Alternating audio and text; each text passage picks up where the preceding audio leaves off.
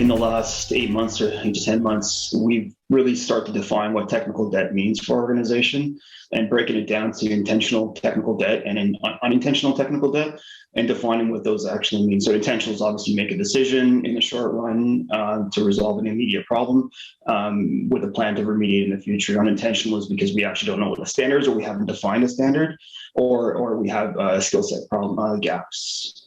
So the next step is after we've defined what those two categories are, we started to understand what our technical debt is, recognize it, document it in a registry. But the most important part around our process is the fact that if technical debt, intentional technical debt is deployed into our environment, there is a cost that's associated with that, and that is then approved for future execution. So if our project says that, we're gonna offset some of our costs, but to meet that technical debt, it's gonna be $1 million. That $1 million is already approved as part of the overall project, so that in the future that funding has been agreed to, and that there's an remediation date for that technical debt. I think as more people get understanding what technical debt means and the impact from a long-term strategy perspective, I think the outcome is going to be positive.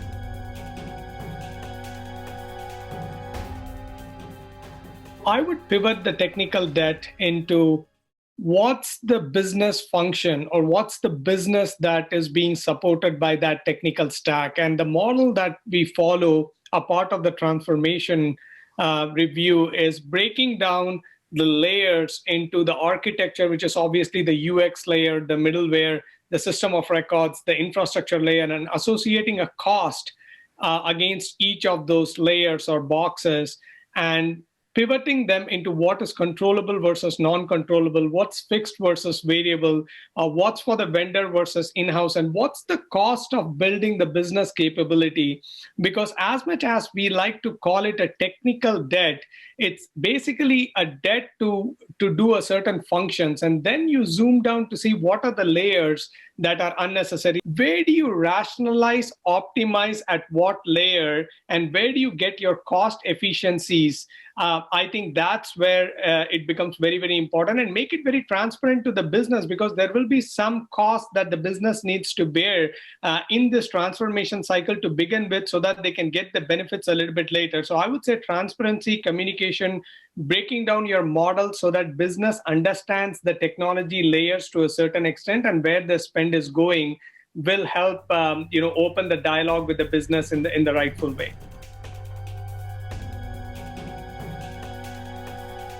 I look at technical debt as systems or things that limit growth opportunities for the business. They're constraints, and they could be systems, and they could be the way in which you're leveraging people. So our approach to technical debt has been one. We started on a journey of moving everything we could to the cloud, whether it was a SaaS application or putting things in the cloud. That allowed us to get rid of all the infrastructure server type of maintenance and free up from that, and just trust in the organizations that provide that kind of thing to you. So that was one way to free up people so we can invest the money in more value-added tests. Two is we had a lot of technical debt, so we needed to continue growing our business while we moved our corporation forward. So one of the things we did is we created some more interim technical debt. And what I mean by that is we put in some bolt-on modernized systems that interacted with the longer-term technical debt, so that we could grow the business, but also buy ourselves a window of time where we could more strategically and broadly address the technical debt. Where we are now is we're on the bigger implementations to get rid of technical debt broadly and position ourselves for the future. Regardless of it either being business or from product, it's generally one side of the business runs at a pace that's unplanned, and the other side of the business runs at a pace that is planned. Everybody knows that if you're in development, when someone asks you for something, a customer, it's never on your forecast, it's never on your roadmap. But if you build the capability of delivery being separate from the pain that the teams deliver on, i.e. delivery and deployment become somewhat orchestrated, then it doesn't really matter when the business comes. That's why I was trying to articulate. Technical debt actually starts to disappear once you've actually solved the mechanism for delivery and deployment. If I want to deliver a service to a customer and get it to production, how much effort should it be? The answer is 0. 0 is actually the answer. If you target 0 within the context of orchestration, then what essentially happens is the developer has to write the code, the testing of it, the verification of it, the reliability of it, the quality of it. It's all autonomous. So I kind of think to technical debt is because we've been focusing on different things rather than enablement.